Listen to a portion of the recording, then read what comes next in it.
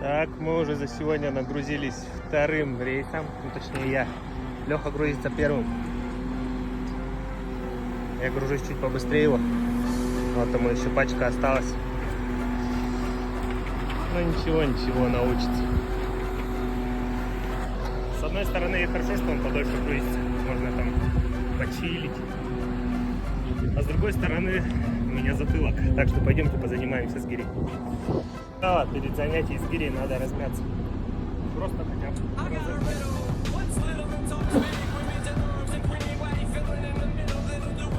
Сейчас осталось 15.